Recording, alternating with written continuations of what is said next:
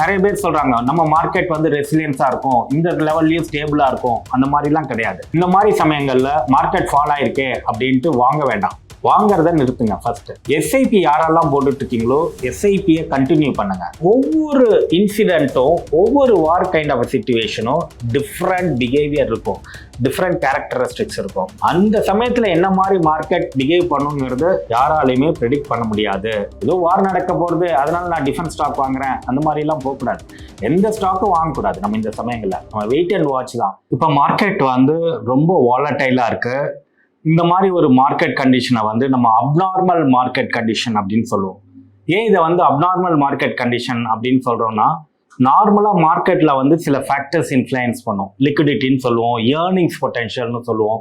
அந்த மாதிரி இல்லாம ஒரு ஜியோ பொலிட்டிக்கல் டென்ஷன், அதுவும் நம்ம கண்ட்ரிலேயே ஒரு வார் கைண்ட் ஆஃப் சிச்சுவேஷன்ஸ் இருக்கும்போது நம்ம மார்க்கெட் வந்து பேடா ரியாக்ட் ஆகுது, இல்லை வந்து ஒரு ஜிட்ரியா இருக்கு அப்படின்னு நம்ம சொல்றது வந்து பிரயோஜனம் கிடையாது. காரணம் என்னன்னா, மார்க்கெட் இந்த மாதிரி தான் ரியாக்ட் பண்ணும். அதுதான் ரியாலிட்டி. நம்ம அது ரியாலிட்டியை நம்ம புரிஞ்சுக்கணும். காரணம் என்னன்னா, நிறைய பேர் சொல்றாங்க நம்ம மார்க்கெட் வந்து ரெசிலியன்ஸா இருக்கும், இந்த லெவல்லயும் ஸ்டேபிளா இருக்கும். அந்த மாதிரிலாம் கிடையாது. எல்லா மார்க்கெட்டுமே இந்த மாதிரி ஒரு சிச்சுவேஷன்ல நீங்க எந்த கண்ட்ரி வேணாலும் எடுத்துக்கங்க, இந்த மாதிரி ஒரு political tension, geopolitical tension, war like situations, இல்லாட்டினா இந்த மாதிரி ஒரு எஸ்கலேஷன் நியரஸ்ட் நெய்பரோட நடக்கும்போது மார்க்கெட் இந்த மாதிரி தான் ரியாக்ட் பண்ணும். நம்ம கம்பேர் டு அதர் மார்க்கெட், நம்ம பாகிஸ்தான் மார்க்கெட்டோட கம்பேர் பண்ணும்போது நம்ம மார்க்கெட் ரெசிலியன்ஸா இருக்கு. நீங்க லாஸ்ட் 1 வீக் பாத்தீங்கன்னா நம்ம மார்க்கெட் வந்து அரௌண்ட் ஒரு 1.5% கீழே விழுந்திருக்கு. தட் மீன்ஸ் அரௌண்ட் ஒரு 400-450 பாயிண்ட் இருக்கு. ஆனா இன்ட்ராடே வாலட்டிலிட்டிங்கிறது ரொம்ப ஜாஸ்தியா இருக்கு. காரணம் என்னன்னா, ஒவ்வொரு நியூஸுக்கும் மார்க்கெட் ரியாக்ட் பண்ணணும். அதுதான் நடக்கிறது. இது வந்து ஒரு normal way of market behaviour. இதுல வந்து ஒரு சடனா ஏன் இப்படி ஃபால் ஆச்சு, இல்ல சார் இந்த மாதிரி நான் எதிர்பார்க்கலையே, அந்த மாதிரி எல்லாம் சொல்றதுக்கு ஒண்ணுமே கிடையாது. நம்ம லாஸ்ட் 10 days 15 days என்ன சொல்லிட்டு வரோம்னா, இந்த மாதிரி ஒரு ஜியோ பொலிட்டிக்கல் டென்ஷன்ஸ் இருக்கு, இந்த மாதிரி ஒரு எஸ்கலேஷன் ஆச்சுன்னு சொன்னோம்னா மார்க்கெட் இந்த மாதிரி தான் ரியாக்ட் பண்ணும் அப்படின்னு நம்ம சொல்லியிருக்கோம். ஸோ நம்ம ஃபர்ஸ்ட் ஸ்டெப் புரிஞ்சிக்க வேண்டியது என்னன்னு கேட்டீங்கன்னா, இந்த மார்க்கெட் இப்படி பிஹேவ் பண்றது வந்து ஒரு நார்மல் வே ஆஃப் பிஹேவியர் அப்படின்னு புரிஞ்சுக்கணும். காரணம் என்னன்னா, ஒரு நல்ல விஷயம் வந்தா மார்க்கெட் எப்படி மேல போகுமோ அதே மாதிரி ஒரு பேட் நியூஸ் வரும்போது மார்க்கெட் கீழே தான் போக செய்யும். அதுதான் நம்ம ஒரு இன்வெஸ்டரா இருந்து நம்ம புரிஞ்சிக்க வேண்டியது. காரணம் என்னன்னு கேட்டீங்கன்னா, நிறைய பேர் சொல்றாங்க சார் நான் இதை எதிர்பார்க்கவே இல்லை, அந்த மாதிரிலாம் வந்து நம்ம வந்து புரிஞ்சிக்கூடாது. மார்க்கெட்ல இந்த மாதிரி நியூஸ் இருக்கு, இல்லை இந்த மாதிரி ஒரு விஷயங்கள் நடக்கும்போது மார்க்கெட் பேடா தான் ரியாக்ட் பண்ணும். நம்ம மார்க்கெட் வந்து ஒரு 400-500 பாயிண்ட் தான் லாஸ்ட் வீக்ல விழுந்ததே வந்து ஒரு நல்ல ஒரு சைஸ், ஒரு சிக்னல் தான் நான் சொல்வேன். காரணம் என்னன்னு கேட்டீங்கன்னா, இந்த மாதிரி ஒரு பேடா இருக்கும்போது இன்னும் ஃபர்தரா ஃபாலோ ஆகிக்கிறதுக்கான வாய்ப்புகள் இருந்தது. பட் இருந்தாலும் நம்ம மார்க்கெட் ஒரு ஸ்டேபிளா இருக்கு.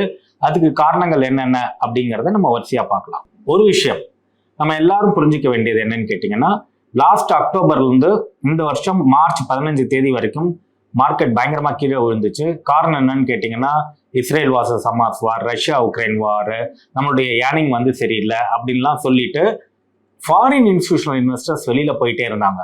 ஸோ அதனால மார்க்கெட் வந்து கீழே போச்சு. எங்கிருந்து போச்சு? 26,200 கீழே போய் 22,000 வரைக்கும் டச் பண்ணுச்சு. அதுக்கு காரணம் என்ன? மாசம் ஃபாரின் இன்ஸ்டிடியூஷனல் இன்வெஸ்டர்ஸ் ஒரு 70,000 80,000 கோடி நம்ம இந்தியன் ஸ்டாக் மார்க்கெட்ல சேல் பண்ணாங்க. சரி, அதுக்கப்புறம் எப்போ வாங்க ஆரம்பிச்சாங்க? நம்ம மார்ச் 15 அப்புறம் வாங்க ஆரம்பிச்சாங்க. ஏப்ரல் பூரா ஃபாரின் இன்ஸ்டிடியூஷனல் இன்வெஸ்டர்ஸ் வாங்கியிருக்காங்க. ஸோ அதனால நம்ம மார்க்கெட் வந்து கொஞ்சம் கூட ஸ்டேபிளா இருந்தது. மார்ச் அண்ட் ஏப்ரல்ல சில நாளைக்கு வித்திருக்காங்க, சில நாளைக்கு வாங்கியிருக்காங்க. பட் ஏப்ரல்ல பாசிட்டிவா இருந்தது. ஸோ அதனாலதான் மார்க்கெட்லாம் வந்து லார்ஜ் கேப்லாம், பேங்கிங் ஸ்டாக்லாம் ஒரு 5-6% மேலே போயிருந்தது. சில ஸ்டாக்ஸ்லாம் ஒரு 3-4% போயிருந்தது. ஐடி வந்து கொஞ்சம் நெகட்டிவா இருந்தது. ஸோ அதுக்கு வேரியஸ் ரீசன்ஸ் இருக்கு. பட் மே மாசம் ஆரம்பிச்சதுல இருந்து மார்க்கெட் கொஞ்சம் வாலடைலா இருக்கு. நம்ம 24,500 வரைக்கும் போனோம். 25,000 கிராஸ் பண்ணணும்னு எதிர்பார்த்தோம். மார்க்கெட் இந்த மாதிரி ஒரு எஸ்கலேஷன் இல்லைன்னா அங்கிருந்து கீழே வந்து ஒரு 24,000ல இப்போ மார்க்கெட் ஸ்டெபிளா இருக்கு. ஸ்டெபிளைஸ் ஆயிருக்கு. நேற்றுக்கு ஃப்ரைடேல ஸ்டெபிளைஸ் ஆயிருக்குன்னு சொல்ல முடியாது, அது கொஞ்சம் அந்த லெவல்ல வந்து நின்றுருக்கு. அதாவது 23,900 அந்த ரேஞ்சில் இருக்குன்னு வச்சுக்கோங்க. இதுக்கு காரணம் என்னன்னா, நம்ம Jio political tension, Pakistan India escalation இருக்கு, அதெல்லாம் சொல்றோம். ஃபாரின் இன்ஸ்டிடியூஷனல் இன்வெஸ்டர்ஸ் இந்த லாஸ்ட் 10 daysல என்ன பண்ணியிருக்காங்க? வாங்கியிருக்காங்க, கண்டினியூஸா வாங்கியிருக்காங்க. அவங்க வாங்குறதுக்கு காரணம் என்ன? நம்ம இந்தியன் ரீட்டைல் இன்வெஸ்டர்ஸ் விற்கிறதுக்கு காரணம் என்ன? அப்படின்னு பார்த்தீங்கன்னா ஃபாரின் இன்ஸ்டிடியூஷனல் இன்வெஸ்டர்ஸ் நம்ம இந்தியாவில் வாங்குறதுக்கு காரணம் என்னன்னு கேட்டிங்கன்னா இந்தியன் மார்க்கெட் அது காட் அ பொட்டென்ஷியல்னு அவங்க ஃபீல் பண்ணுறாங்க.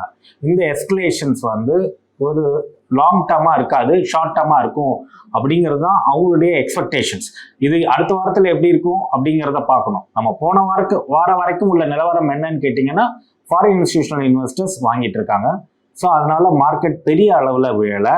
ஃப்ரைடே அன்னைக்கு கொஞ்சம் விழுந்திருக்கு, அதுக்கு வியாழக்கிழமை கொஞ்சம் விழுந்திருக்கு, புதன்கிழமையிலேருந்து கொஞ்சம் ட்ராப் ஆயிருக்கு. நம்ம அடுத்த வாரத்தில் எப்படி போகிறது, ஃபாரின் இன்ஸ்டிடியூஷனல் இன்வெஸ்டர்ஸ் கண்டினியூஸாக பை பண்ணாங்கன்னா மார்க்கெட் இந்த லெவலில் நிற்கும். அவங்க விற்க ஆரம்பிச்சாங்கன்னா பெரிய அளவில் மார்க்கெட் ஃபால் ஆகிறதுக்கு வாய்ப்புகள் இருக்கு. இது எல்லாத்தையும் எதை பேஸ் பண்ணியிருக்கு, நம்மளுடைய இந்தியா பாகிஸ்தான் அந்த வார் கைண்ட் ஆஃப் அ சிச்சுவேஷன் எந்த அளவுக்கு எக்ஸ்டெண்ட் ஆக போகிறது அப்படின்ட்டு. அதை யாராவது ப்ரெடிக்ட் பண்ண முடியுமா? முடியாது.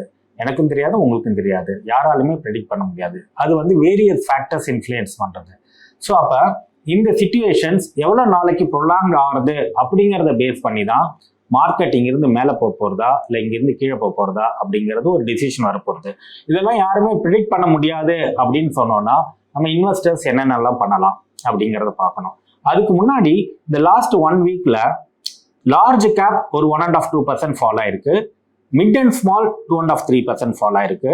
இதை தவிர்த்து சில ஸ்டாக்ஸ் எல்லாம், ஆட்டோ ஸ்டாக்ஸ் எல்லாம் கொஞ்சம் பாசிட்டிவா இருக்கு, சில டிஃபென்ஸ் ஸ்டாக்ஸ் எல்லாம் ரன் அப் ஆயிருக்கு. பட் அதெல்லாம் எவ்வளவு தூரம் கண்டினியூஸா ரன் அப் ஆகும் அப்படிங்கிறதுலாம் நமக்கு தெரியாது. காரணம் என்னன்னா it is not based on the specific stock, it is not based on the specific sectors.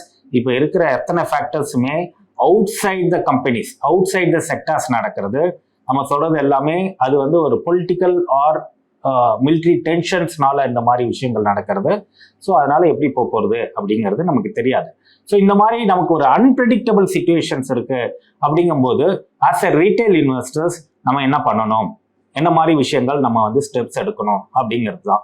நம்ம வந்து என்ன கண்டினியூஸாக சொல்றோம்னா இந்த மாதிரி சமயங்கள்ல மார்க்கெட் ஃபால் ஆயிருக்கே அப்படின்ட்டு வாங்க வேண்டாம், வாங்குறத நிறுத்துங்க. ஃபர்ஸ்ட் எஸ்ஐபி யாரெல்லாம் போட்டுட்டு இருக்கீங்களோ எஸ்ஐபியை கண்டினியூ பண்ணுங்க. நான் சொல்றது வந்து டைரக்ட் ஸ்டாக் மார்க்கெட்ல ஸ்டாக் வாங்குறத நிறுத்துங்கன்னு நான் சொல்றேன். எஸ்ஐபி யாரெல்லாம் கண்டினியூ பண்றீங்களோ ப்ளீஸ் கண்டினியூ எஸ்ஐபி. ஏன்னா எஸ்ஐபிங்கிறது மியூச்சுவல் ஃபண்ட் மூலியமா போகும். அவங்களோட டைவர்சிஃபிகேஷன் எஃபெக்ட்னால ஓரளவுக்கு மார்க்கெட்டை ரிஸ்கை மேனேஜ் பண்ண முடியும். எஸ்ஐபியை ஸ்டாப் பண்ண வேண்டாம், இந்த மாதிரி சமயங்களை கண்டினியூ பண்ணுங்க. ஸ்டாக் வந்துட்டு ஒரு 10 days கழிச்சு எப்படி இருக்குன்னு பார்த்துட்டு வாங்கிக்கலாம். மூணாவது வந்து யாரெல்லாம் புதுசா இன்வெஸ்ட் பண்ணணும், இந்த சமயங்கள்ல என்டர் பண்ணணும் அப்படின்னு நினைக்கிறவங்க கொஞ்சம் வெயிட் பண்ணலாம். இன்னொரு 10 days 15 days 20 days வெயிட் பண்ணிட்டு என்னென்ன மாதிரி விஷயங்கள் வெளியில வருது, அதோட இம்பாக்ட் என்ன இருக்கு, நம்ம குளோபல் கம்யூனிட்டி யூஎஸ் யூகே அவங்கெல்லாம் என்ன மாதிரி ரியாக்ட் பண்ண போறாங்க ஃபர்தரா, நம்ம இந்தியா எப்படி ரியாக்ட் பண்ண போறாங்க, பாகிஸ்தான் எப்படி ரெஸ்பாண்ட் பண்ண போறாங்க, இதெல்லாம் பேஸ் பண்ணி தான் மார்க்கெட் போகும். ஒரு 10 daysக்கு வெயிட் பண்ணலாம். சரி, நான் சர்ப்ளஸ் கையில் இருக்கு சார், நான் என்னதான் பண்றது, ஸ்டாக்ல இன்வெஸ்ட் பண்ணாதீங்கிறீங்க, ஃபர்தராகவும் ஆவரேஜ் அவுட் பண்ணாதீங்கிறீங்க, நான் என்னதான் பண்றது அப்படின்னா உங்களுக்கு 2 ஆப்ஷன்ஸ் இருக்கு. ஒன்று வந்து நீங்க ஃபிக்ஸட் டெபாசிட்ல போட்டு வைக்கலாம் பேங்க்ல, அப்படி இல்லைன்னா மியூச்சுவல் ஃபண்ட்ல அல்ட்ரா ஷார்ட் டேர்ம் இன்கம் ஃபண்டுன்னு ஒன்று இருக்கு. அதில் போட்டிங்கன்னா 5-6% பர் ஆனம் ரிட்டர்ன்ஸ் கிடைக்கும். அதில் நீங்க ஷார்ட் டேர்ம் பார்க் பண்ணி வைக்கலாம். நான் சொல்றது 5-6% பர் இயர் ரிட்டர்ன். அது வந்து 1 month 1 week ரிட்டர்ன்ல வருஷத்துக்கு 6%. நம்ம எஃப்டியில் போட்டோம்னா அதோட கொஞ்சம் கம்மியாக கிடைக்கும். இது வந்து எஃப்டியோட கொஞ்சம் ஜாஸ்தியாக கிடைக்கும் ஷார்ட் டேர்ம்க்கு. ஷார்ட் டேர்ம்னா நான் வந்து ஒரு 15 நாளோ ஒரு 30 நாளோ ஒரு மாசமோ அந்த மாதிரி போட்டு வைக்கலாம். அப்படி இல்லை சார் நான் எதுக்கு நான் மியூச்சுவல் ஃபண்ட்லாம் போயிட்டு போடுறேன்னா ஃபிக்ஸட் டெபாசிட்ல போட்டு வைங்க, எப்போ வேணாலும் எடுக்கிற மாதிரி. இன்னும் சில பேர் சொல்றாங்க சார் இப்போ வந்து வார் சிச்சுவேஷன்ஸ் இருக்கு, நான் டிஃபென்ஸ் ஸ்டாக் வாங்கலாமா அப்படின்னா டிஃபென்ஸ் ஸ்டாக்லாம் வந்து வாரை பேஸ் பண்ணிலாம் மூவ் ஆகிறது கிடையாது. காரணம் என்னன்னா டிஃபென்ஸுக்கு வந்துட்டு நம்ம ஃபர்தரா நம்ம பட்ஜெட்ல ஃபர்தர் அலோகேஷன்ஸ் வரணும். இல்லை எந்தெந்த மாதிரி செக்டர்ஸ்ல நமக்கு ரிக்வயர்மெண்ட் இருக்கு, டிமாண்ட் இருக்கு, அதெல்லாம் நமக்கு எதுவுமே தெரியாது. ஏதோ வார் நடக்க போறது அதனால நான் டிஃபென்ஸ் ஸ்டாக் வாங்குறேன் அந்த மாதிரி எல்லாம் போகக்கூடாது. எந்த ஸ்டாக்கும் வாங்கக்கூடாது. நம்ம இந்த சமயங்கள்ல நம்ம வெயிட் அண்ட் வாட்ச் தான். சார் இன்னொருத்தர் சொல்றாங்க சார் நான் கோல்டு வாங்கட்டுமா, இந்த மாதிரி பொலிட்டிக்கல் டென்ஷன்ஸ் இருந்ததுன்னா கோல்டு பிரைஸ் எல்லாம் மேலே போகுமே அப்படின்னு சொல்றாங்க. கோல்டு பிரைஸ் மேலே போறதுக்கு காரணம் நல்லா புரிஞ்சுக்கணும். Not only India factors, across the Globe என்ன நடக்கிறது, உலக அளவுல என்ன நடக்கிறது அப்படிங்கிற விஷயங்கள் தான். டாரிஃப் ரிலேட்டட் ப்ராப்ளம் கொஞ்சம் கொஞ்சமா சைனாக்கும் யூஎஸ்க்கும் செட்டில் ஆச்சு. இந்தோ பாகிஸ்தான் அந்த கான்ஃபிளிக்ட் அது வந்து ஓரளவுக்கு செட்டில் ஆச்சுன்னா கோல்டு பிரைஸ் திருப்பி ஃபால் ஆயிடும். 9,000 rupeesல கோல்டு வாங்குறது per gram it's not advisable. So அதனால கோல்டும் வாங்கக்கூடாது இந்த லெவலில். சார் நான் ஆல்ரெடி கோல்டு வாங்கியிருக்கேன், 7,000 ரூபாய்க்கு வாங்கியிருக்கேன், இங்கே ப்ராஃபிட் புக் பண்ணட்டுமா? ப்ராஃபிட் புக் பண்ணுங்க, கேஷ் எடுத்து ஃபிக்ஸட் டெபாசிட்ல வைங்க. ஸோ நம்ம அப்போ ரீட்டைல் இன்வெஸ்டர்ஸ்க்கு நம்ம என்னென்ன விஷயங்கள் சொல்கிறோம்? நம்ம இப்போ மார்க்கெட் அன்பிரடிக்டபிள், எப்போதுமே அன்பிரடிக்டபிள். இப்போ மாத்திரம் என்ன சார் அப்படின்னு நம்ம சொன்னோம்னா, இப்போ இருக்கிற நடக்கக்கூடிய விஷயங்கள் கொஞ்சம் அப்நார்மலாக இருக்கு. நார்மல் கண்டிஷன்ஸ்ல மார்க்கெட் அன்பிரடிக்டபிள் அப்படின்னு ஒரு ஸ்டாண்டர்ட் டெஃபினேஷன்ஸ் இருக்கு. ஏன்னா ஏர்னிங் பொட்டன்ஷியல் தெரியாது, லிக்விடிட்டி எப்படி இருக்குன்னு தெரியாதுன்ட்டு, அதெல்லாம் கூட ஓரளவுக்கு நம்ம ஸ்டடி பண்ண முடியும். இப்போ இந்த மாதிரி விஷயங்களை ப்ரெடிக்ட் பண்றதோ ஸ்டடி பண்றதோ, நாளைக்கு யார் அட்டாக் பண்ணுவா, எந்த இடத்துல அட்டாக் பண்ணுவாங்க, அதோட இம்பாக்ட் என்ன இருக்கும், இதெல்லாம் யாருக்குமே தெரியாது. இதோட இம்பாக்ட்னு 1 வருஷம் இருக்க போறதா, 6 மாசம் இருக்க போறதா, இதெல்லாம் இப்போதைக்கு யாருக்குமே விஷயங்கள் தெரியாது. கொஞ்சம் கொஞ்சமா விஷயங்கள் வெளியில வரதான் இன்ஃபர்மேஷன் கேதர் பண்ணி அதை அனலைஸ் பண்ணி அதோட இம்பாக்ட் என்ன இருக்குன்னு பார்க்க முடியும்.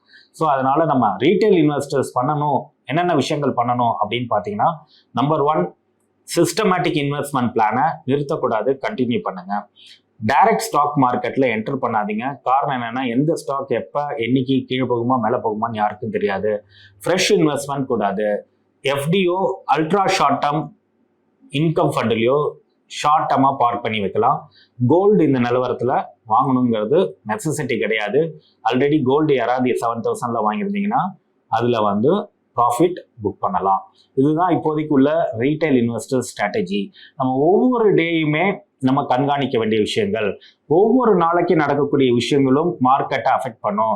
அது ஷார்ட் டேர்மாக அஃபெக்ட் பண்ணுமா, லாங் டேர்மாக அஃபெக்ட் பண்ணுமா, அது யாராலையுமே தெரியாது. ஏன்னா இதெல்லாம் அந்த கான்ஃப்ளிக்ட் எங்க என்ன நடக்கும் அப்படிங்கிறத பொறுத்து தான் இருக்கு. ஸோ அதனால நம்ம ஆஸ் ஏ ரீட்டைல் இன்வெஸ்டர்ஸ் நம்ம இப்போ பேசாமல் இருக்கிறது தான் ப்ராஃபிட்டபுளா இருக்கும். என்ன பண்ணணும்னா, நம்ம கீப் குவைட், கீப் வாட்சிங் வாட் இஸ் ஹேப்பனிங்.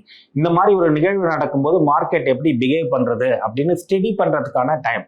சார் இந்த மாதிரிலாம் முன்னாடி நடக்கலையா, அப்பெல்லாம் என்ன நடந்துச்சு, அதோட இம்பாக்ட் என்ன அப்படின்னு சொல்லுங்கன்னா, முன்னாடி கார்கில் வார் வந்தபோது நமக்கு இதே மாதிரி தான் மார்க்கெட் இருந்தது. அதே மாதிரி புல்வாமா அட்டாக் வந்த போதும் இந்த மாதிரி தான் இருந்தது. இது போல இன்னொரு 2-3 அட்டாக்லாம் இருந்தபோது நம்ம இந்தியா ரெசிப்ரோகேட் பண்ணினாங்க. ஸோ அப்போ நடந்ததும் இப்போ நடந்ததும் சிமிலரா அப்படின்னு கேட்டிங்கன்னா டெஃபினட்டா கிடையாது. ஒவ்வொரு கார்கில் வார் ஒரு 40-45 நாள் போச்சு. ஃபர்ஸ்ட் 10-15 டேஸ் என்ன நடக்கிறதுனே யாருக்குமே தெரியல, என்ன ஆக போறதுன்னு யாருக்கும் தெரியாம இருந்தது. ஸோ கொஞ்சம் கொஞ்சமா தான் நமக்கு ஒரு இன்ஃபர்மேஷன் கிடைக்க ஆரம்பிச்சது. அதே மாதிரி புல்வாமா அட்டாக்லயும் சடனா நடந்தது, ஒரு 15 நாள்ல ஒரு கிளாரிட்டி வந்துருச்சு.